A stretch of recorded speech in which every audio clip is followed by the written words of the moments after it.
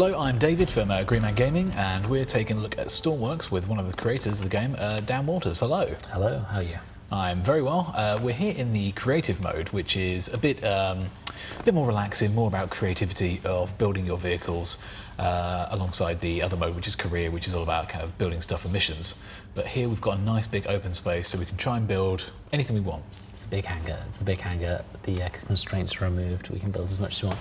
But I thought what we do is we just have a quick look at the logical system. Okay. And I'll just talk you through how kind of the basis of the logic system works and how you build stuff that does stuff.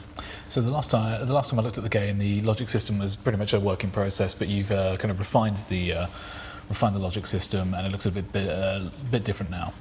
Yeah, we've been looking at the UI for it, so it's about making it clear to understand, because the logic systems, you'll see quickly how we can build a simple circuit and it's easy to understand, and when you made it, it's really easy to understand. Mm-hmm. When you show it to someone else, it's like a wiry mess. It's like looking at a processor diagram or something. Yeah.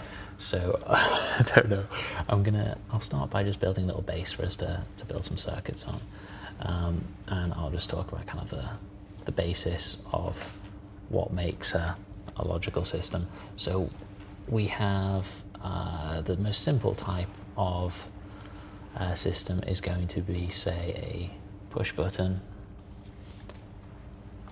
and a light. Where lights? They are here. So I've got a light and a push button, and if I go into logic mode, it takes logic mode, all the color is removed from the actual object and everything goes gray, and then you've just got the logical connections highlighted. And you can see this button has two inputs, and these are explained when you're selecting the tooltip as well. And here you can see this is the external input, and this is the pressed state. So when it's pressed, you want to connect that to the light. Exactly, and dots go to donuts. So it's you're connecting one type to another, and obviously when I'm dragging as well, it highlights what I can connect to. But likewise, if I drag these, it's only going to connect what I can connect that to, and so on. Okay. So we've got that connected, and if I spawn this, so we've got the simplest possible example. A little skateboard with a light on, switch on it. Exactly, and it's very, very simple function, as you'd expect. You press the button, and the light comes on. The light turns on, exactly. Confirmed. Works. So we'll go back here, and we will edit this a bit further. So let's say we now want to do a little bit of logical circuitry. So I will add a blinker. There we go. This one's pretty easy to use. We are going to, instead of connecting our switch to our light, I've now disconnected that just by dragging over the same link again. Okay. I'm going to connect the button to the blinker, and it's the control signal, so it turns the blinker on and off, and then I turn the blinker output onto the light switch. The light. And then I can also select objects, so we've had a selection mode as well, and this just highlights objects you can select in blue, and everything else goes grey. And we're going to change duration. So currently it stays on for 0.2, goes off for 0.2, so I'll just turn it off for 1 second, so it spends 0.2 seconds on, 1 second off. And what can you toggle on the switch? Sorry, what do you mean? So for the selection mode for the switch there, what values can you change on the switch? It's display name. Oh, lovely. Yes, so let's call this light blinker. I wasn't actually sure then until I clicked on it. Right, so we'll spawn that again, and if we go over there. So now once you start painting something complex, you've got many buttons, and you're looking at them in a pinch, you can actually kind of name them and go, right, okay, now this is my engine on, this is my light switch, these are my headlights, rather than just like switch on or off. When you've got a lot of buttons, they're going to be very helpful. You'll quickly forget what they'll do, and also you've got like a cockpit style layout of buttons where you've got your pilot seat and you place buttons in front of it so you can press them. It's very easy to forget once you've got like 5, I've got 20 buttons here, like exactly. I don't know which one goes which. And it's very easy to make a vehicle where they actually all do something. So, right, so let's try this blinker out. I think it's a little bit slow. Oh, I have to hold it down, sorry. Yeah, because it's a push button, it's not a toggle button, so I'll show you a toggle button in a sec. So once it's held down, the light's going to blink. When I let go, it stops. Okay. And again, if we go back, you've kind of got some lower level circuits as well. So I'll add in the toggle button as well, and I'll just place this let's put the P on so I can see which way I want to rotate it. So that's my toggle button, and we've got some basic, say an AND gate, for example, is just a basic kind of electronic style gate. And as you'd expect, if I link, I'll disconnect that switch. If I link one button to one input of the AND and the other button to the other input of the AND, then they both need to be on for this output to be on. And then we'll link that to the blinker. You can see how that flows. And now if we spawn that, So you need to kind of have the toggle button on first. exactly. So just holding that on doesn't do anything. Just Turn toggle clicking that button on does doesn't do nothing. anything.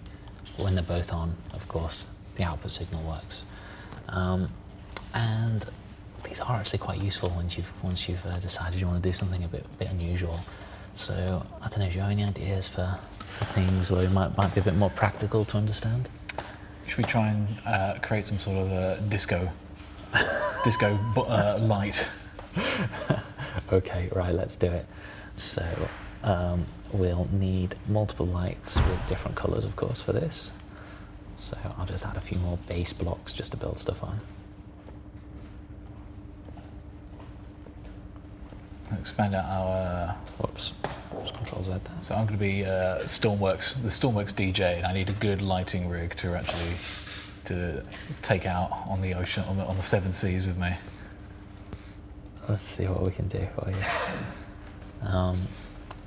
So, okay, we've got our 9 lights. I think they should be some different colours as well. So yeah. So we paint the top of them to create different colours. Yeah, okay. so we're just, and yeah, there's 2 parts. You can paint the face, and you can paint the actual light bulb as well. Yeah.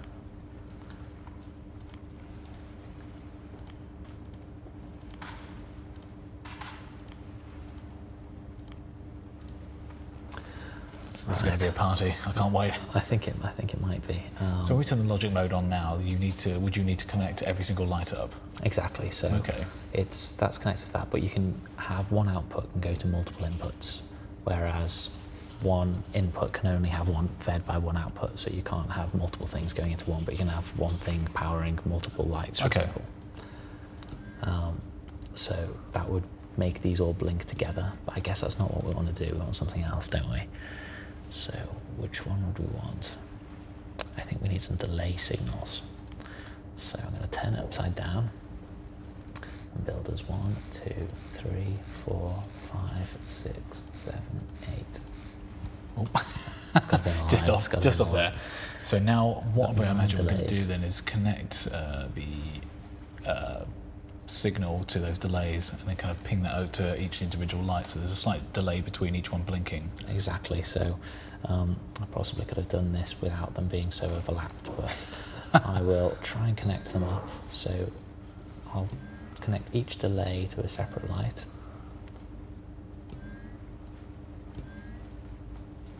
Shouldn't take too long. Where are we up to? I just need this last row here.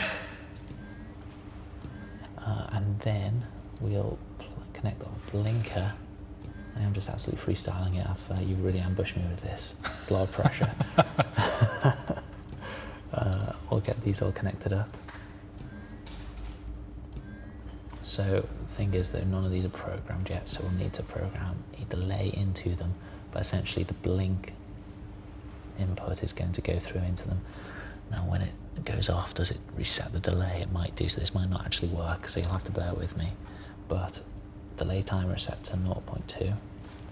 So let's set this one to 0.4. And you get the idea. Yeah. We'll set it to 0.8. Just 1 second. Okay.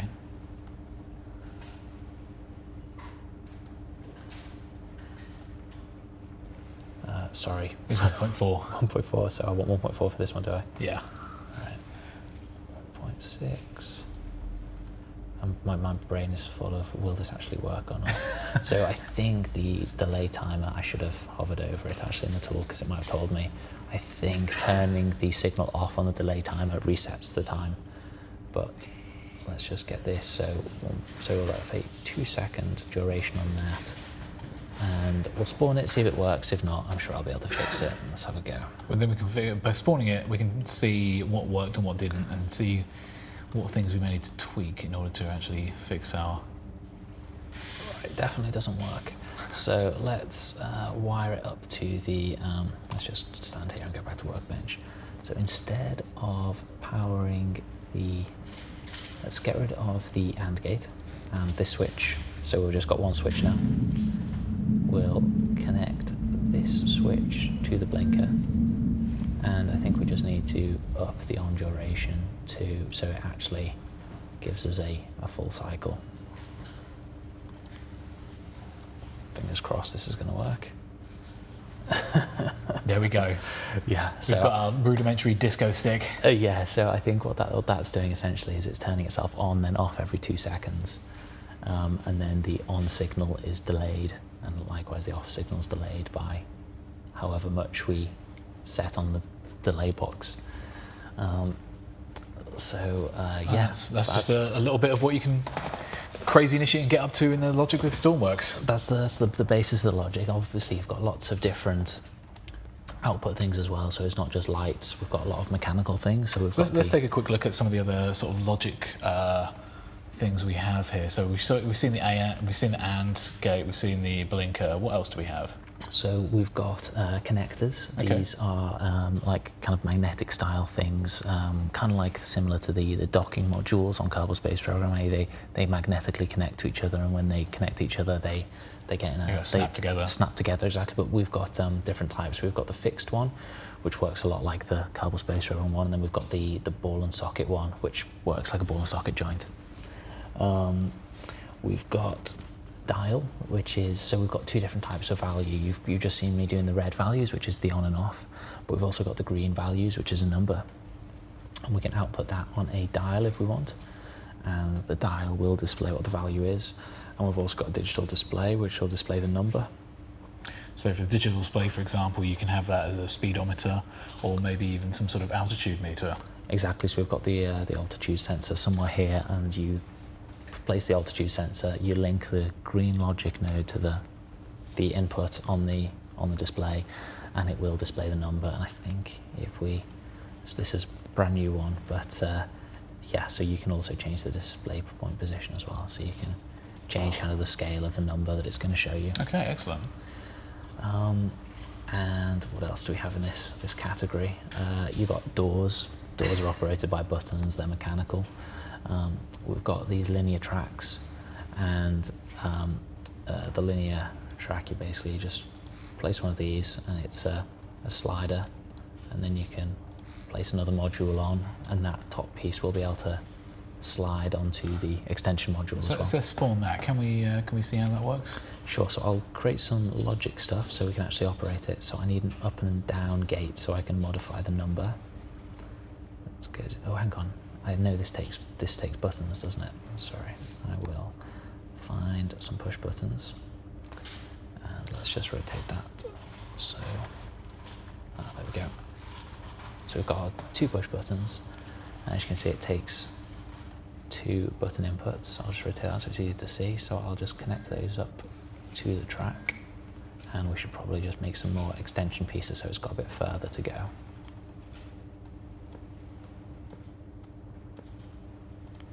And it's the extension we want. It's got to be blue.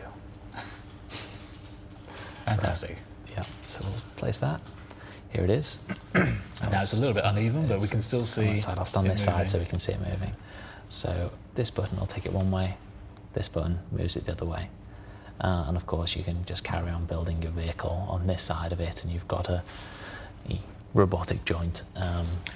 So you can use it as a sort of a basic lift, or any sort of maybe even a winch if you want to kind of lower down a platform. If you're in a helicopter and you kind of have to deliver a crate or something, for example, or lower yourself. This is one of my favourite ones. I've got I quite use this for landing gear sometimes. You want to lower the landing gear, or if you want to have an opening canopy that slides open on your vehicle, you can use one of these. Anything basically that just requires like a linear motion. And it's physically driven as well, so it actually has like a power associated with it. So it's not of infinite strength. So again, it's very much a mechanical piece. Cool. So that's a quick look at some of the logic systems you can build in Stormworks, Build and Rescue, and that's coming out to early access later this year. And we'll be back next time when we show you some more crazy stuff you can do in Stormworks. Thanks, Dan. Thank you very much.